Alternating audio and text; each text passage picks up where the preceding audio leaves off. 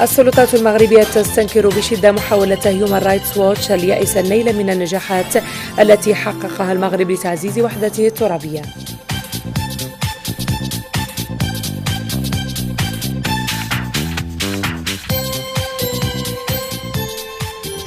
وبالعيون، وزير الشغل والإدماج المهني يشرف على توقيع اتفاقيات وافتتاح مقر جديد للمديرية الجهوية للشغل.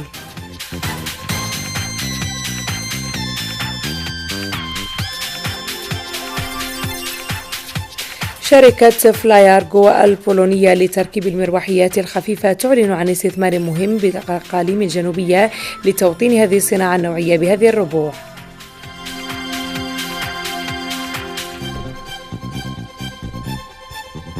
2329 حالة إصابة جديدة بفيروس كورونا المستجد، و3192 حالة شفاء، و40 حالة وفاة خلال 24 ساعة الماضية.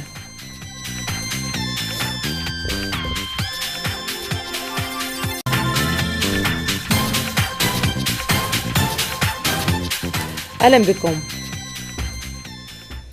أجرى صاحب الجلالة الملك محمد السادس نصره الله اليوم الجمعة مباحثات هاتفية مع رئيس وزراء دولة إسرائيل السيد بنيامين نتنياهو.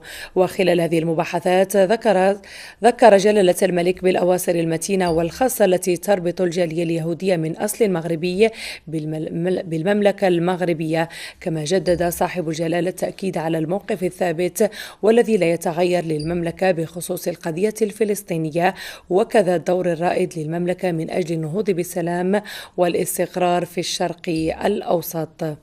وفي هذا السياق نوه جلالة الملك بإعادة تفعيل آليات التعاون بين المملكة المغربية ودولة إسرائيل واستئناف الاتصالات بشكل منتظم في إطار علاقات دبلوماسية سلمية وودية. من جهته أكد رئيس الوزراء الإسرائيلي لجلالة الملك عزمه على تنفيذ جميع الالتزامات التي تم التعهد بها، وذلك وفق جدول زمني محدد لتفعيلها. ويشكل الإعلان الثلاثي الموقع أمام جلالة الملك يوم 22 من دجنبر بين المملكة المغربية والولايات المتحدة ودولة إسرائيل الإطار المرجعي للدفع بهذه العلاقات وتطويرها. والآن نفتح ملف الوحدة الترابية للمملكة.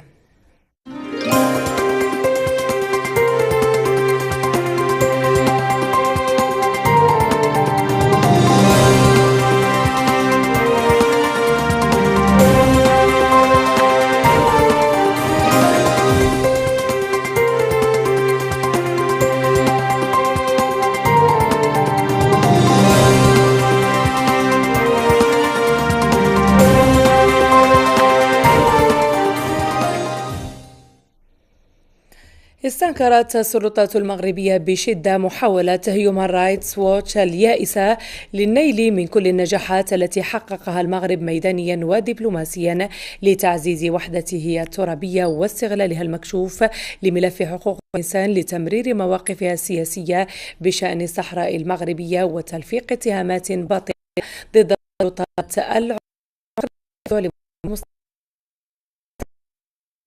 استنكرت السلطات المغربية بشدة محاولة هيومان رايتس ووتش اليائس النيل من كل النجاحات التي حققها المغرب ميدانيا ودبلوماسيا لتعزيز وحدته الترابية واستغلالها المكشوف لملف حقوق الإنسان لتمرير مواقفها السياسية بشأن الصحراء المغربية وتلفيق اتهامات باطلة ضد السلطات العمومية. وقالت المندوبية الوزارية المكلفة بحقوق الإنسان في بلاغ أن السلطات المغربية علمت بصدور بلاغ للمنظمة بتاريخ 18 من دجنبر الجاري يتبنى ويروج طرحا سياسيا معاديا للوحدة الترابية للمملكة المغربية والتطورات الإيجابية التي عرفتها مؤخرا. وهو البلاغ الذي لجأت فيه هذه المنظمة كعادتها إلى ادعاءات مغرضة لا تستند لأي وقائع حقيقية في محاولة لإضفاء طابع حقوقي على خطابها، ضاربة بعرض الحائط المنهجية المتعارف عليها عالميا فيما يتعلق بضوابط الحياد والموضوعية الناظمة لعمل المنظمات غير الحكومية الدولية والعاملة في مجال حقوق الإنسان. وأضافت المندوبية بهذا الخصوص أن السلطات المغربية ترفض رفضا تاما تبني هيومان رايتس ووتش لأطروحة الأطراف المناوئة للمغرب فيما يخص التدخل السلمي والمشروع لإعادة فتح الطريق الرابط بين المغرب وموريتانيا بمنطقة القرقرات، الذي جاء بعد استفاد جميع المسائية بما فيها النداءات المتكررة للأمين العام للأمم المتحدة وقرارات مجلس الأمن بشأن ضرورة عدم المساس بحرية تنقل الأشخاص والبضائع عبر هذا الممر. وذكر البلاغ المندوبية بأن هذا التدخل السلمي المتزن لإعادة فتح هذه الطريق الحيوية التي تربط القارتين الأوروبية والإفريقية منذ قرون قد حظي بالدعم المطلق للمجتمع الدولي. وسجلت المندوبية أن ما يؤكد الطابع السياسي لبلاغ المنظمة هو تدخلها في العلاقات الثنائية بين الدول وقراراتها السيادية، مبرزة أن اعتراف الولايات المتحدة الأمريكية بمغربية الصحراء يشكل امتدادا لدعمها المتواصل للمبادرة المغربية للحكم الذاتي منذ تقديمها سنة 2007 للأمم المتحدة، حيث يعتبره مجلس الأمن منذ ذلك التاريخ مقترحا جديا وذو مصداقية. وهكذا تضيف المندوبية فإن المنهجية المتحاملة التي اعتمدتها هيومن رايتس ووتش والتي ما فتئت السلطات المغربية ترفضها جعلتها تقدم وقائع على غير حقيقتها، حيث كان أحرى بهذه المنظمة أن تستنكر على الأقل استغلال الأطفال لأغراض سياسية من طرف الأوساط الانفصالية عوض اتهامات للسلطات المغربية التي تدخلت إعمالا للقانون لحمايتهم من هذا الاستغلال، متجاهلة في نفس الوقت حملة تجنيد الأطفال بمخيمات تندوف واستغلالهم في الدعاية للحرب والتحريض على الكراهية وتوظيفها المغلوط للتدابير الاحترازية التي اعتمدتها السلطات المغربية لمكافحة تفشي الوباء من أجل حماية الحق في الحياة والحق في الصحة.